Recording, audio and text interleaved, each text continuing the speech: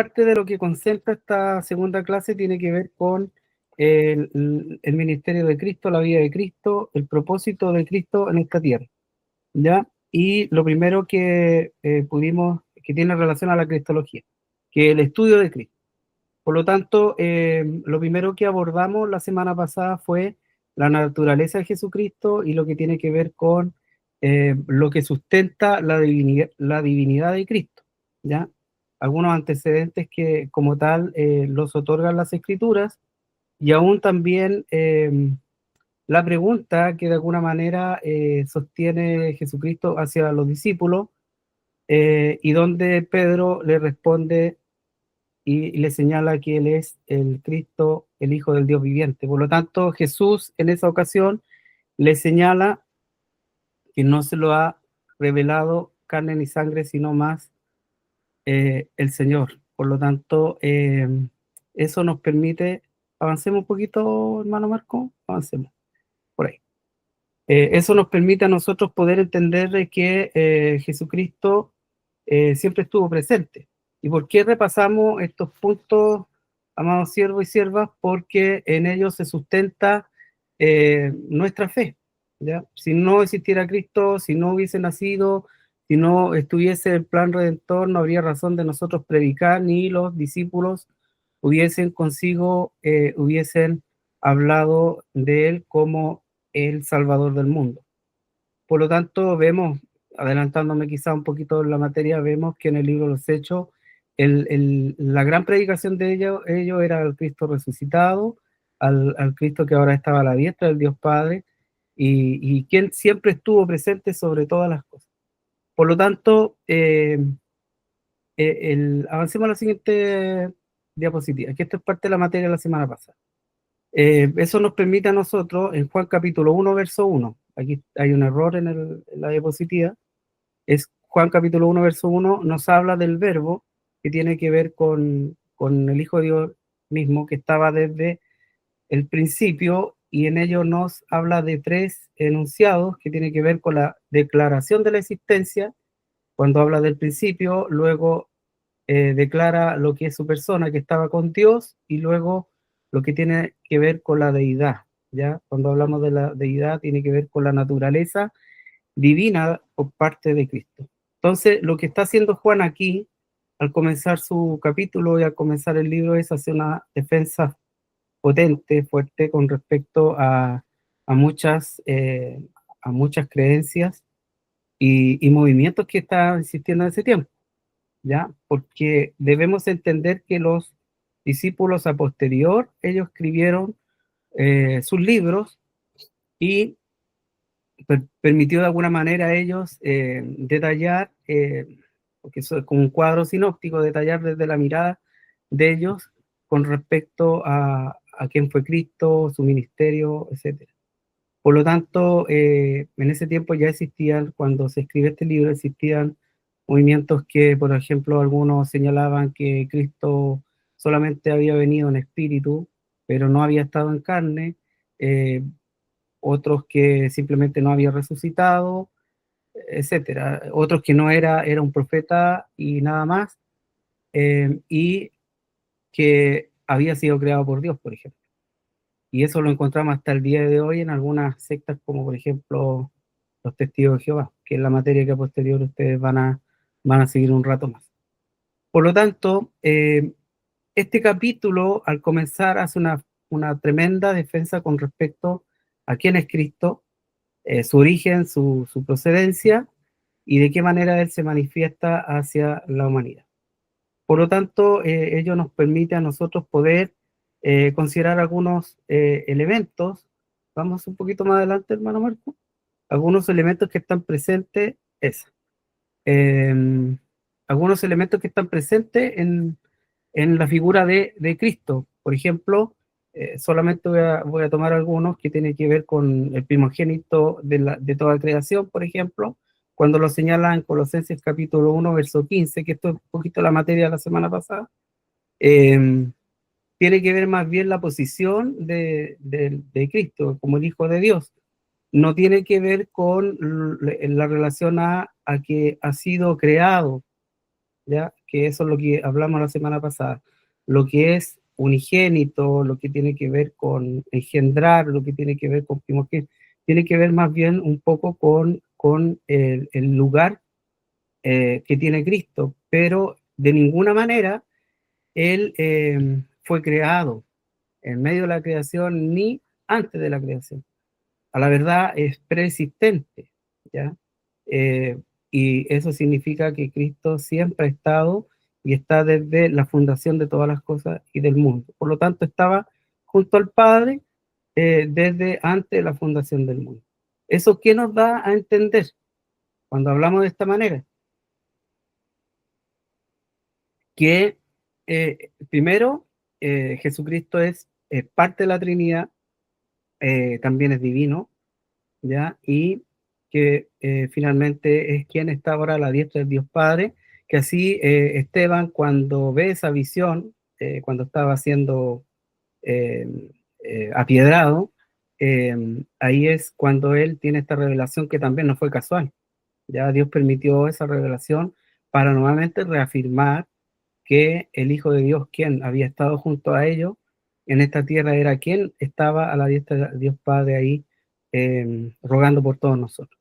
Por lo tanto, estos términos que nosotros vemos reafirman de que Jesucristo es parte de la deidad misma, ¿ya? Que es parte de la divinidad, que es parte de todas las cosas que se han hecho. No que Él fue creado ni fue formado posterior en la creación, sino más bien es parte de la deidad, parte de la Trinidad misma. Y eso, ¿qué nos permite a nosotros, queridos siervos, seguir defendiendo eh, fuertemente de que Cristo fue divino y que es el Salvador del mundo? Si nosotros no creyésemos de esta manera, obviamente se derrumba toda nuestra fe, se derrumba todo nuestro propósito en lo que hemos predicado durante la vida y todo. Entonces,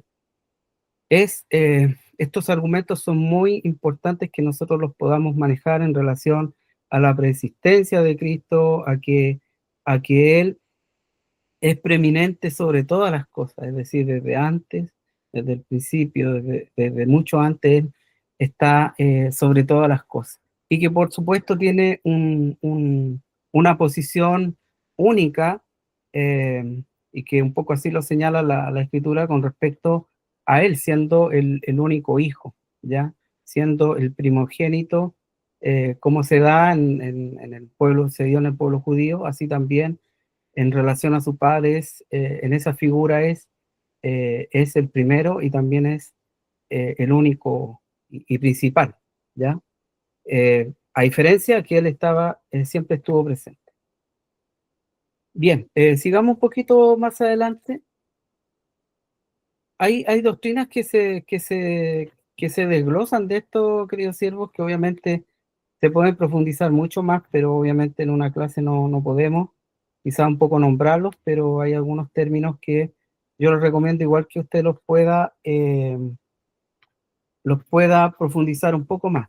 De hecho, aquí hay un librito, paso el dato, que es de Vine, igual que un diccionario que hay, que es muy bueno, que es un comentario temático de Cristo, ¿ya?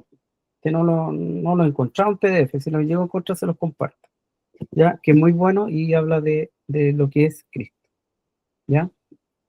Entonces, ahora bien, para poder nosotros señalar algunas otras pruebas que Jesucristo es divino, tenemos algunos elementos o algunas palabras que se dan a conocer en el Nuevo Testamento. Tenemos alguna cita ahí con respecto a que Cristo es divino. Por ejemplo, en el Nuevo Testamento encontramos en algunas ocasiones que se le llama Señor, y es un título que se le aplicaba únicamente a Dios o a una persona deidificada, tal como el emperador de Roma. Recordemos que al emperador de Roma se le llegó a dar un lugar, una posición tan elevada para los humanos que lo consideraron como un señor, como prácticamente como un Dios. Entonces, en este caso, cuando a Jesucristo se le llama de la misma manera, con este grado y con este título, se le está dando, obviamente, una posición de deidad, ¿ya? De como un Dios, de alguien divino.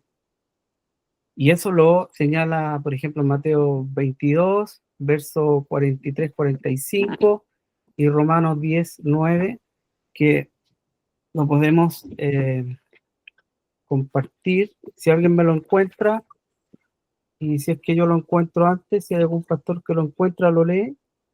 De lo contrario, lo leo yo. Mateo 22, 43 al 45. A ver qué nos dice. Si hubiese alguno que me ayudara con esa cita.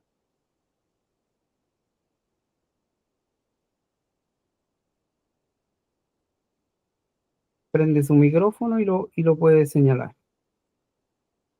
Ya, aquí. Amén, pastor. ¿Cómo? Amén. Mateo 22. Ya, Mateo 22, 43 al 45. Amén. Él les dijo, pues como David en el Espíritu le llama Señor, diciendo, dijo el Señor a mi Señor, siéntate a mi derecha, hasta que ponga a tus enemigos por estrado de tus pies. Pues si David le llama Señor, ¿cómo es su hijo? Ahí. Y nadie le podía Nadie le responder podía palabra. responder palabra, ni osó alguno desde aquel día preguntarle más.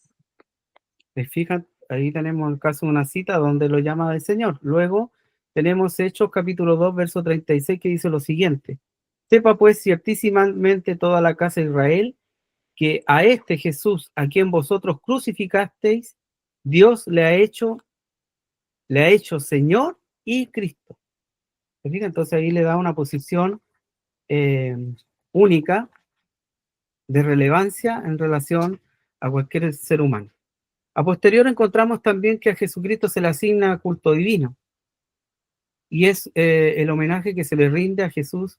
Si él fuera un humano sería prácticamente idolatría, inmediatamente, pero como es Dios y se le reconoció como Dios, se le asignó también culto divino, ¿ya?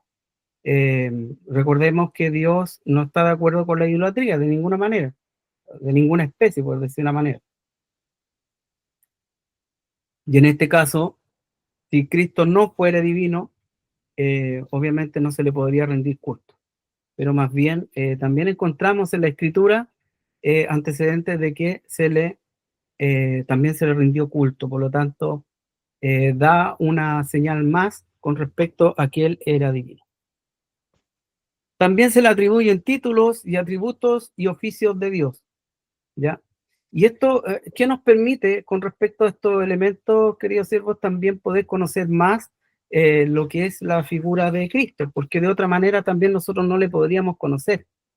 Necesita lo mismo que pasa con Dios desde el principio de todas las cosas y en especial cuando se va manifestando hacia el pueblo de Israel en el comienzo de la Escritura. El hombre no tiene otra manera de poder conocer a Dios, sino también él se pueda revelar a él, porque nuestra vida es nuestro ser, no, estamos limitados, ya nuestra mente, todas nuestras capacidades están limitadas. Entonces también es necesario que se pueda dar a conocer. Lo mismo pasa en el caso de Cristo. Él, en la medida que va avanzando su ministerio y su manifestación en su ministerio y en el periodo de la proclamación de la manifestación misma ya como tal, como el Hijo de Dios, como aquel que sana, restaura y transforma los corazones de los seres humanos, también vamos encontrando una serie de atributos, de títulos y también de oficios que se van manifestando, y eso a nosotros nos permite poder conocer más quién es Cristo, quién es la persona de Cristo, de qué manera se desarrolla su papel o su propósito divino en esta tierra. Entonces, en medio de ello encontramos, por ejemplo, títulos, atributos y oficios. Por ejemplo, es el creador, es el sustentador de todas las cosas. Ahí tenemos algunas citas que lo respaldan. Se le llama el alfa y el omega, que lo encontramos en el libro de Apocalipsis, porque recordemos que en el libro de Apocalipsis, el libro de la revelación, de uno de los asuntos que se da a entender y se ve grandemente marcado es la figura de Cristo ahora como el gran Señor de todas las cosas. Ya aquí lo vemos de alguna manera en su ministerio como el sufriente, el que entrega su vida, el que fue castigado, el que entregó su vida en el madero de la cruz como una oveja, etcétera. Se cumple todo lo del Antiguo Testamento con respecto a esta profecía mesiánica, pero en el libro de Apocalipsis ya vemos la figura potente, poderosa, como rey, ya como señor sobre todas las cosas. También vemos en el Nuevo Testamento que Jesucristo tenía también la capacidad de poder perdonar los pecados. Y de hecho, la misma gente, algunos se sorprendieron y decían, ¿cómo aún echa fuera a los demonios, perdona pecados, etcétera? ¿Quién es? Algunos hacían esta pregunta, se cuestionaban, y hasta algunos criticaban fuertemente de cómo es, con qué autoridad lo podía hacer. Y justamente era la autoridad que estaba sobre él porque él era el Hijo de Dios. Tenía potestad sobre todas las cosas. Recordemos en el caso de la tormenta, se recuerda en ese caso, cuando la barca estaba ya que naufragaba y él se levanta en medio de la presencia de los discípulos y calma las tormentas. Y ahí también viene la pregunta, ¿quién es él? Quien aún así es capaz de poder sosegar la tormenta, las tempestades y aún el mar. Entonces, todos estos escenarios y estas situaciones que van ocurriendo en la medida que avanza el ministerio van dando sustento a que el Mesías prometido había llegado y estaba presente en medio de ellos. Además de ver el caso de la omnisciencia y omnipresencia, que también son atributos divinos, que no son atributos comunicables, no son atributos que se comparten con el ser humano. Hay otros atributos que, que, que son comunicables, lo que tiene que ver con, por ejemplo, con el amor. Por ejemplo, es compartido, Dios lo comparte, para que también nosotros lo tengamos, pero lo que es la omnisciencia, lo que es la omnipresencia son propios de Dios y en este caso de Jesucristo como el Hijo de Dios. Por lo tanto, eso nuevamente da otro antecedente fuerte en las Escrituras de que Jesucristo es divino. Sigámosla con la siguiente, hermano Marco, por favor. Jesucristo es también uno de nosotros, un ser humano, porque así como hemos entendido que fue divino, también es humano, es decir, estuvo presente en un cuerpo que la gente le vio, lo tocó, compartió con ellos. Juan capítulo 1, verso 14 dice, y aquel verbo fue hecho carne y habitó entre nosotros. Y vimos la gloria, el unigénito Padre, esa frase o esos versículos que encontramos justamente en el mismo capítulo de 1 del libro de Juan, donde hay una tremenda, vuelvo a reiterar, una tremenda defensa con respecto a la divinidad, pero también a la manifestación como tal de Cristo en medio de esta humanidad. ¿Ya? Eh, También fue como uno de nosotros, fue un ser humano, porque al nacer de mujer, Jesucristo se sujetó a todas las condiciones de una vida humana y un cuerpo humano, es decir, estuvo bajo, de alguna manera, por decirlo de una forma, que después en otra clase lo vamos a ver bien, eh, se sujetó a las leyes naturales conocidas por nosotros, ¿ya? Hay leyes que sustentan a la humanidad, a nuestra vida, eh, que después vamos a ver más adelante en otra clase que Jesucristo, hay otras leyes que él que puede ser partícipe él. Solamente voy a poner un ejemplo y es como el gran ejemplo. Cuando Jesús se le aparece a los discípulos, él ya resucitado, se les desaparece. Nosotros no podemos hacer eso. Somos humanos y estamos limitados. Pero pareciese que hay otras leyes que nosotros no conocemos, ¿ya?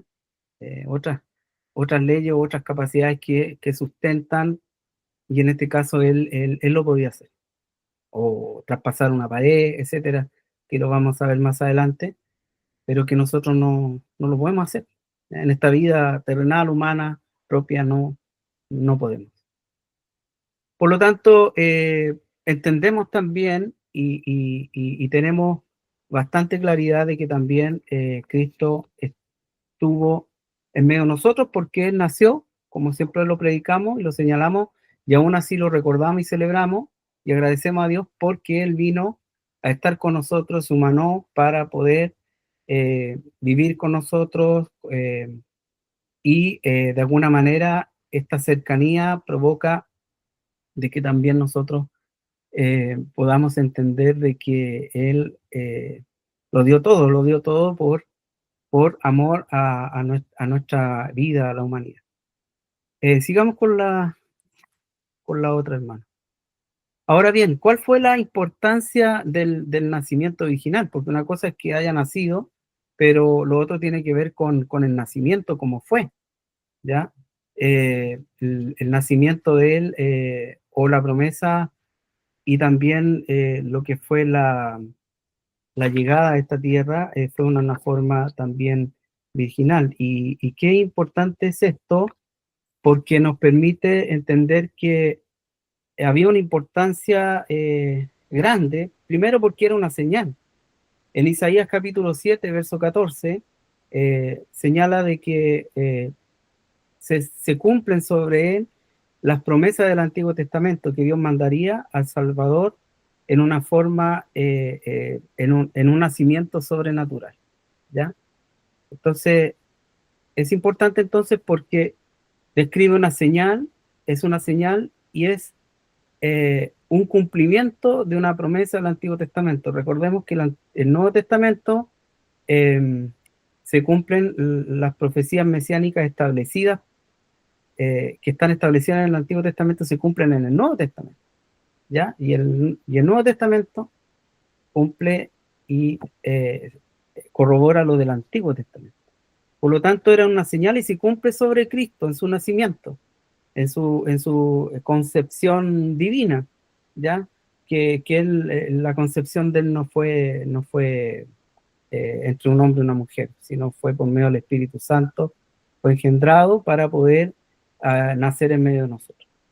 Hay algunas doctrinas, queridos siervos, que son muy similares. Ahí cuando ustedes vean la materia que viene después con la pastora Carolina, en la medida que vayan viendo ustedes los grupos, las manifestaciones de algunas religiones, usted se va a encontrar con algunas religiones que comparten algunas doctrinas eh, eh, relacionadas al cristianismo, ¿ya? Otras que parece que fueran como copiadas. En el caso del catolicismo, tiene varias que son muy similares. Entonces, es importante para nosotros entender que Cristo también, al nacer en esta tierra, se cumplieron algunos elementos y fue importante su nacimiento de esta manera. También enseña la deidad de Jesús, porque porque el santo ser que nacerá será llamado Hijo de Dios. Lucas 1:35, ¿ya? Eso nos enseña entonces que Jesús es divino, porque es un santo ser que llegará y será y será hijo de Dios, el que estará en medio de nosotros. También es la prueba de su humanidad, porque contradice la doctrina del docetismo, que enseña que Cristo no había venido en carne.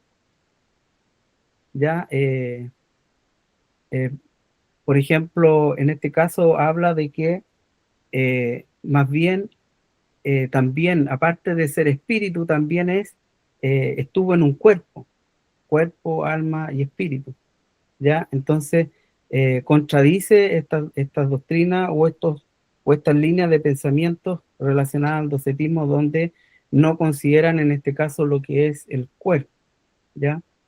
Entonces, en este caso, encontramos que también es una prueba para la humanidad, porque de otra manera, claro, se podría entender perfectamente que él vino en espíritu, ¿no?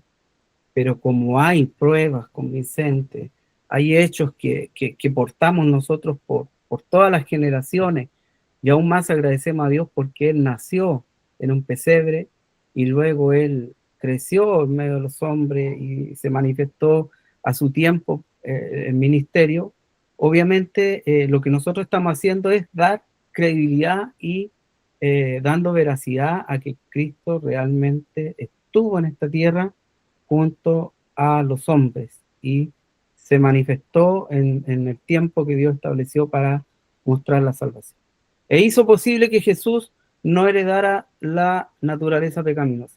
También por medio de ello, al ser engendrado como un santo ser, en este caso por medio del Espíritu Santo, permitió que no llevara consigo el engendro, de alguna manera, por decirlo, de los hijos de Adán, que tiene que ver con la naturaleza pecaminosa, porque no fue una concepción humana, sino más bien una concepción divina. Por lo tanto, el nacimiento virginal permitió que él no estuviese ligado a naturaleza pecaminosa. Sigamos a la siguiente, pasemos a la siguiente. Ahora bien, ¿por qué entonces el verbo se hace carne? ¿Por qué es importante entonces que el Hijo de Dios se manifieste y esté en medio de la humanidad? Espero que se vaya entendiendo lo que estoy exponiendo. ¿Por qué es importante? Aparte de entender que fue importante el nacimiento original, ahora también, ¿por qué fue importante que el verbo, en este caso Cristo, el Hijo de Dios, se encarnara, es decir, llegara a esta tierra y participara de la humanidad, criándose, creciendo, estando en medio de los hombres, y a su tiempo bautizándose, empezando su ministerio, etcétera? Primero, para revelar al Padre, porque como dice la palabra del Señor, a Dios nadie envió jamás. Entonces, como el hombre no es capaz de poder ver a Dios, Jesús en un momento dado, Él les enseña y les dice lo siguiente: el que me ha visto a mí, ha visto al Padre. Entonces, por medio de su manifestación, de su ministerio en esta tierra, permite que el hombre pueda ver a Dios, estar cerca de Dios, estar cerca de los propósitos divinos. Por eso los discípulos se aferraron tanto y deseaban después estar con Él donde quiera que Él fuere, y yo creo que también fue un gran elemento que quizás los fortaleció mucho más a ellos cuando les significó entregar su vida en el libro de los Hechos, porque ellos habían estado con el mismo Dios ahí presente, y ellos sabían que Él seguía con ellos y no le tenían miedo a nada. Entonces su fe era tan grande y su testimonio tan potente que les permitió derechamente estar con Dios. Esta manifestación entonces en carne, como el verbo que se hizo carne, nos permite entonces ver al Padre, o permitía que se revelara el Padre, el propósito, el perdón, el amor, la misericordia, porque a veces el ser humano tiende a no comprender las cosas cuando se le dicen. Necesita que sea tangible, necesita evidencia, necesita verlo, tocar, incluso palpar, como pasó con Tomás, por ejemplo. Entonces, esto permitió que ellos pudieran estar tan cerca de Dios, entender su perdón, su amor, su misericordia y su entrega, a tal punto de que no se comparaba con los seres humanos de todo ese tiempo. Para llegar a ser nuestro sumo sacerdote fiel también y misericordioso, porque de otra manera no se hubiese entendido, no se hubiese logrado comprender, porque debemos entender que está tratando con un pueblo judío, que es un pueblo que conoce de lo que son las leyes, que conoce de los planes que Dios tenía desde el Antiguo Testamento para poder perdonar pecados, para tener misericordia con el pueblo, para sustentarle en todo tiempo, para abogar por ellos, para rogar por ellos. Recordemos todo lo que ocurre en el tabernáculo, cómo Dios preparó ese escenario y ese método para que muchos fueran entendiendo cómo era el proceso y la misericordia de Dios sobre el pecado de la humanidad, en este caso del pueblo.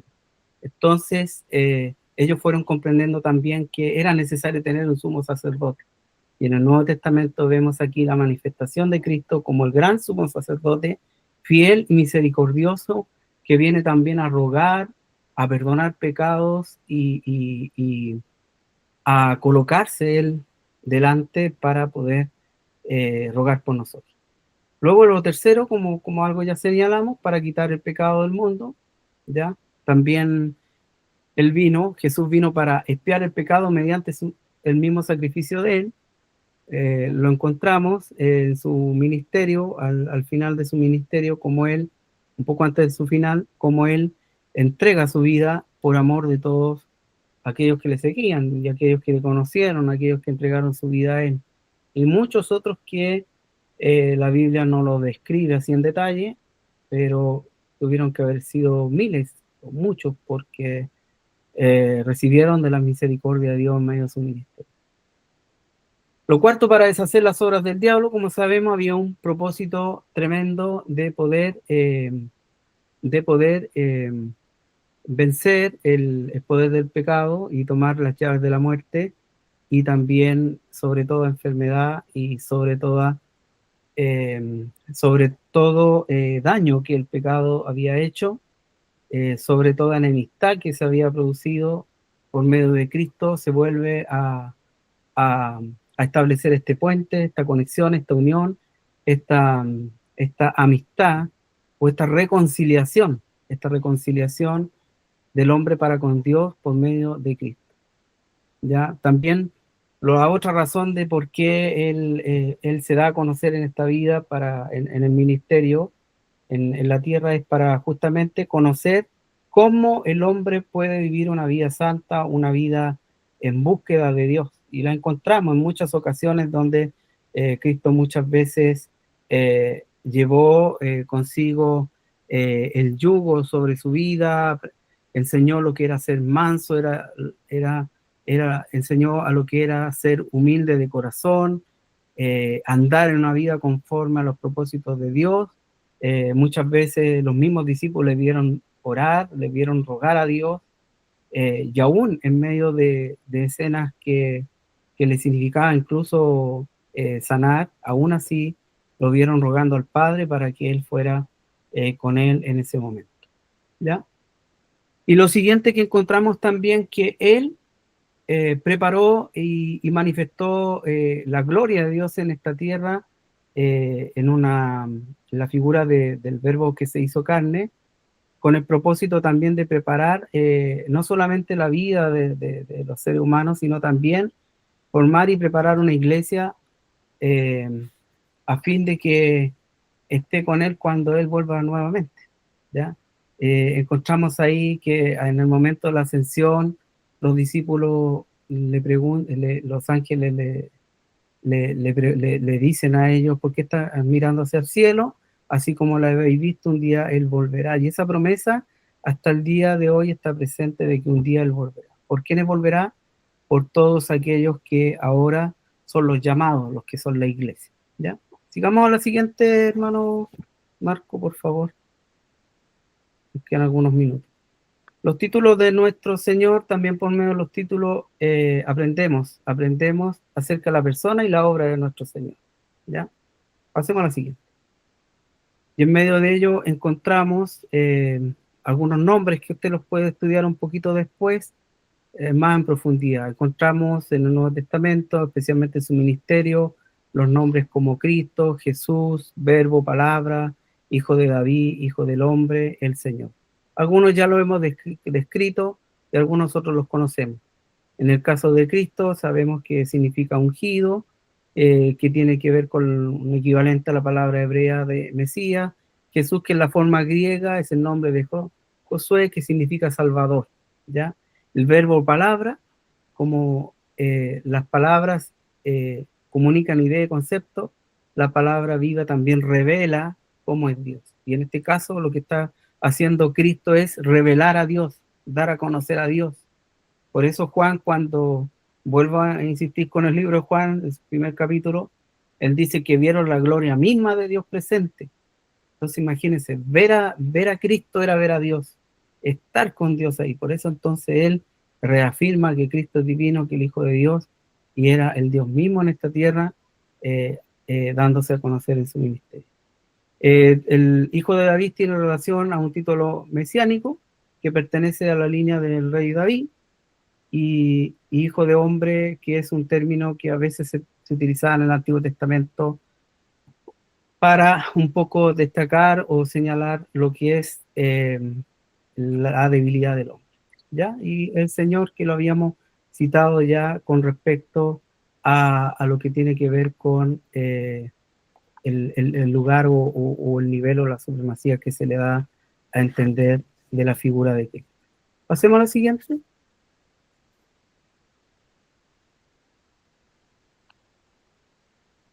Otro asunto que es importante también destacar o describir aquí, y ahí usted después un poquito más lo puede estudiar un poquito más a profundidad si así le gusta y le interesa, es con respecto a las dignidades de Cristo. La Escritura habla claramente sobre los tres oficios del Mesías, o el triple oficio de Cristo, las dignidades de Cristo o el triple oficio de Cristo. En las Escrituras nosotros encontramos que existieron los profetas, existieron los sacerdotes y también existieron los reyes. Pero en este caso, en Cristo, en Jesucristo, se da este triple oficio o estas tres dignidades presentes, que no se dan en otros casos. En otros casos encontramos que en algunos casos eh, profeta, sacerdote, por ejemplo, pero no los tres oficios, o sacerdote y rey, por ejemplo, pero no los tres. Y en Cristo se cumplen estos tres oficios. Pasemos a la siguiente, que un poco una ilustración de lo mismo para que se vaya entendiendo. El oficio triple de Cristo, encontramos el profeta hacia el pueblo. Recordemos que el profeta, desde Dios, el profeta transmite lo que Dios quiere expresar al pueblo.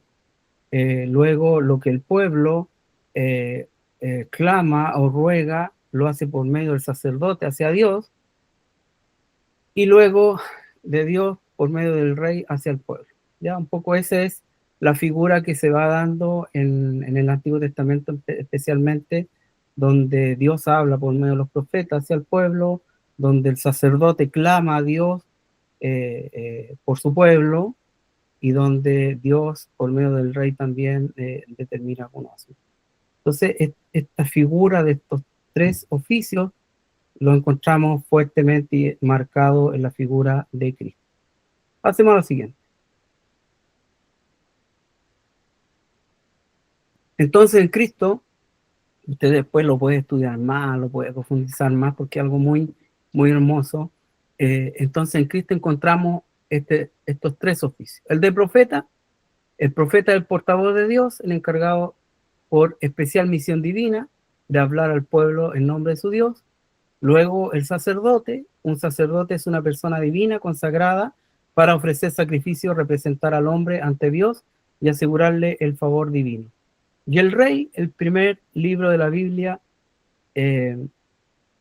profetiza, ahí me equivoqué en una palabra ahí, lo voy a revisar después, profetiza que Jacob profetiza que surgirá un gran monarca a quien rindan homenaje a las naciones.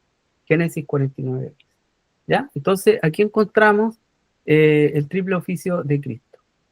Fíjese que esta figura se manifiesta de esta manera cuando Él llega a esta tierra y se manifiesta su ministerio. Él comienza justamente a proclamar de que ha llegado el Mesías prometido, ha llegado el tiempo de Dios para que la gente se pueda arrepentir, para que se pueda acercar, para que puedan ser perdonados sus pecados.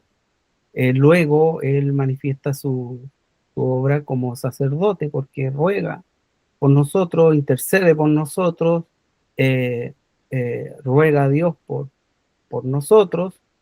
Entonces hace la figura de sacerdote, y luego se verá muy fuertemente marcada la figura del rey cuando él vuelva.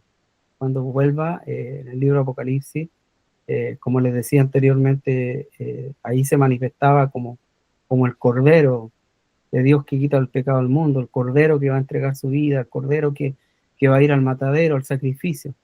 Pero aquí en el libro de Apocalipsis ya será el rey en autoridad, el que él tomará el lugar y a quien se le rendirá toda honra y toda gloria. Entonces aquí vemos durante su ministerio y durante la presentación de su vida, cómo se manifiesta entonces este triple oficio.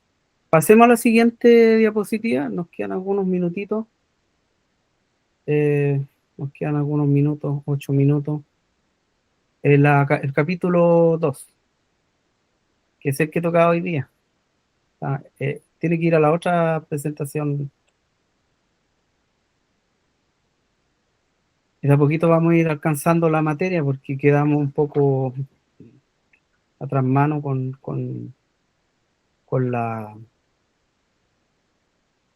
anterior. ¿Lo tiene por ahí, hermano Marco?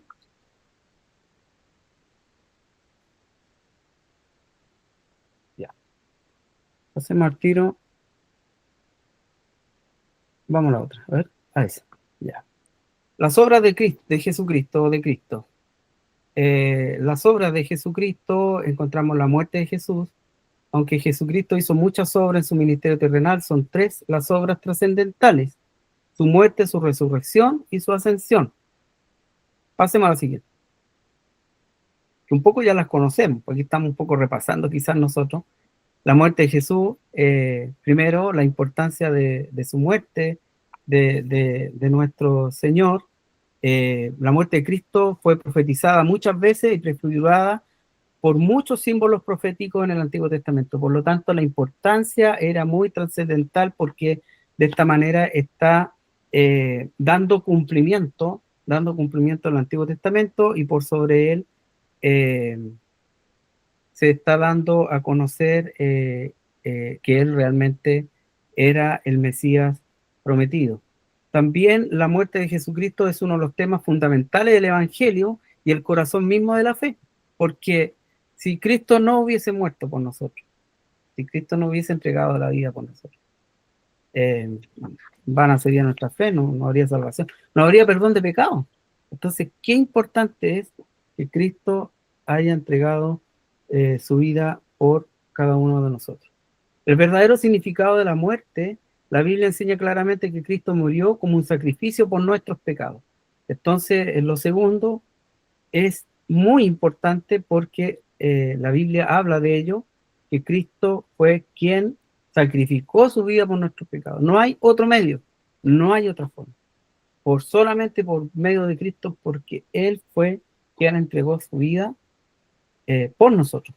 No hubo otro medio, no hay otro medio. ¿Ya? Lo tercero que vemos también con respecto al aspecto de su muerte, también lo tercero es el aspecto de su muerte, y lo cuarto con respecto a lo que es el efecto de la muerte sobre Satanás.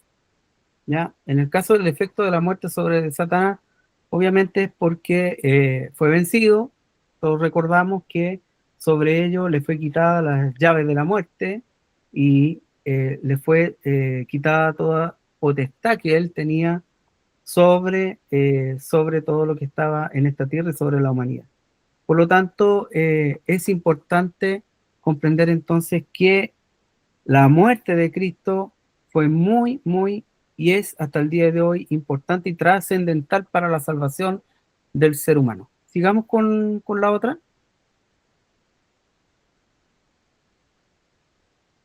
Entonces, como les decía, la muerte de Cristo fue profetizada muchas veces y prefigurada por muchos símbolos proféticos. El apóstol Pablo lo afirma, 1 Corintios 15, 1 al 4, que Cristo murió por nuestros pecados conforme a la Escritura, y que fue sepultado y que resucitó al tercer día. ¿Ya? No habría salvación aparte de su obra en la cruz. Recordemos que los discípulos en el Nuevo Testamento, en el libro de los Hechos, su predicación era esa. Nosotros predicamos a un Cristo resucitado, a un Cristo que murió por nosotros, a un Cristo que entregó su vida y perdonó nuestros pecados. Por lo tanto, es trascendental y fundamental para la fe de nosotros como cristianos. Sigamos con la otra. En relación al verdadero significado de la muerte, la Biblia enseña claramente que Cristo murió como un sacrificio de nuestros pecados, que la expiación, quitar el pecado mediante un sacrificio, esa es la explicación de la expiación, descansan dos cosas, la santidad de Dios y la pecaminosidad del hombre. Dios es un ser completamente santo y no puede aguantar el pecado, porque es muy limpio de ojos para ver el mal. Por lo tanto, solo Dios puede quitar el pecado del hombre. Si Dios no tomara la iniciativa y salvar al hombre, este no podría ser salvo.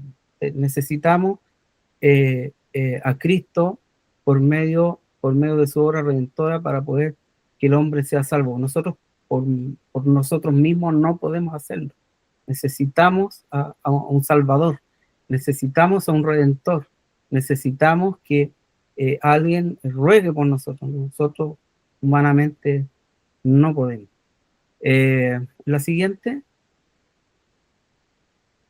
en los aspectos de su muerte, expiación, el vocablo expiación significa literalmente cubrir, en el idioma hebreo se traduce en nuestras Biblias como siguiente significado: expiación, aplacamiento, reconciliación, purificación y limpieza.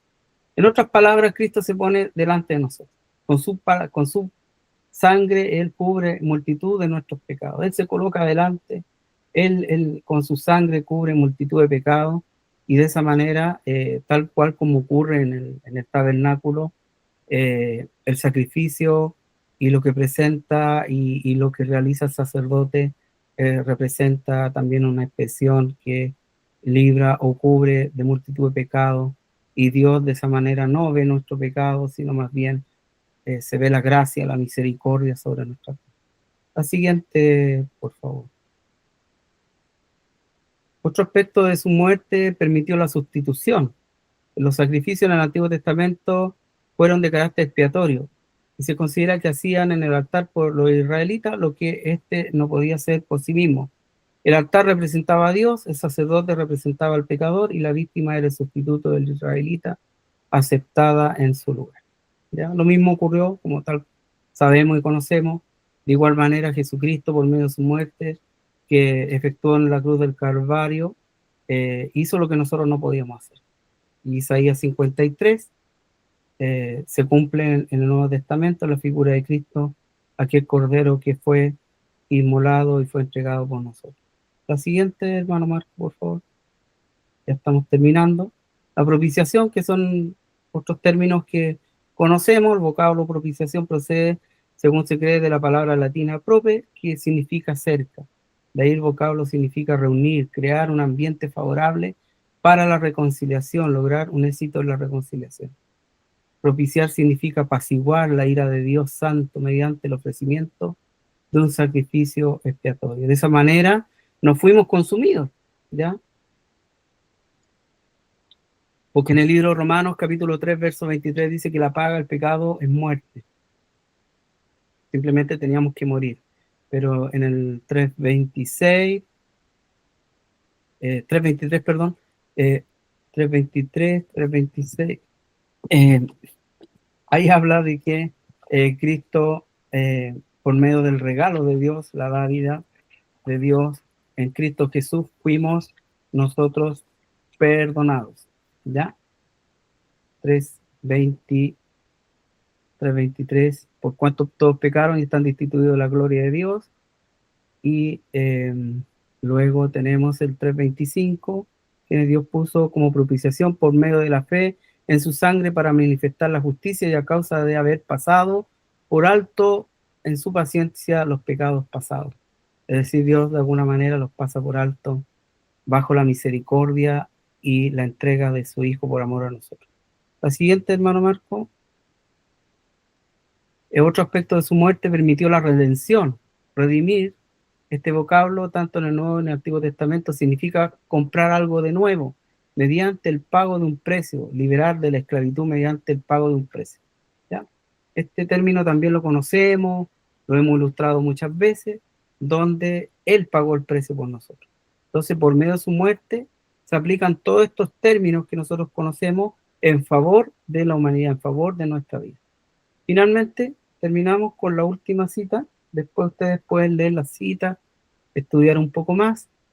El efecto de la muerte de Jesús, la anterior, la posterior, perdón, el efecto de la muerte de Cristo sobre Satanás permitió que el Señor Jesucristo, por medio de su muerte,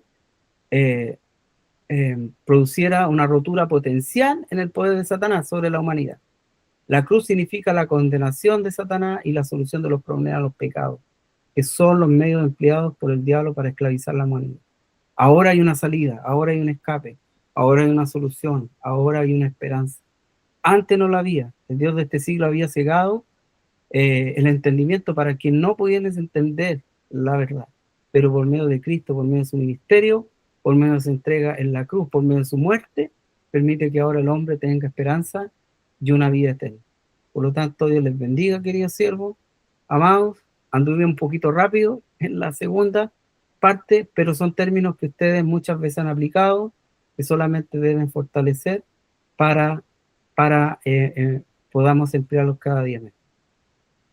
Así que si alguien quiere compartir algo, pero muy brevemente, porque ya por respeto a la pastora, estamos pasados en un minuto parece, no, por 3 minutos, pero si alguien quiere exponer algo cortito, dejo abierto el micrófono, si alguien quiere agregar algo, lo puede hacer, de lo contrario, se entiende de que de alguna manera son asuntos que hemos nosotros tratado.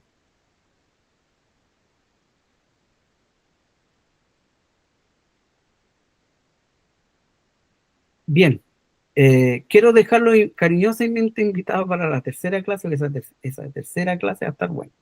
A mí me gusta esa clase y quiero que no se la pierdan. Bueno, igual la van a ver, pero que tiene que ver con el ministerio de los 40 días. Espero que la podamos desarrollar sin ningún problema, que tiene que ver con los 40 días después de la resurrección. Es una parte que también va a reafirmar nuestra fe y nuestra esperanza. Hay asuntos que vamos a ver ahí que son muy trascendentales y que nos hablan de la vida futura, que nos hablan de dando ciertos detalles con respecto a lo que Dios tiene preparado para nosotros en el futuro. Así que quiero desear bendición para cada uno de ustedes y que Dios nos ayude a cada día a comprender más de su palabra. Bien, quiero, Pastor Eulogio, que tengo la honra de tenerlo en la clase.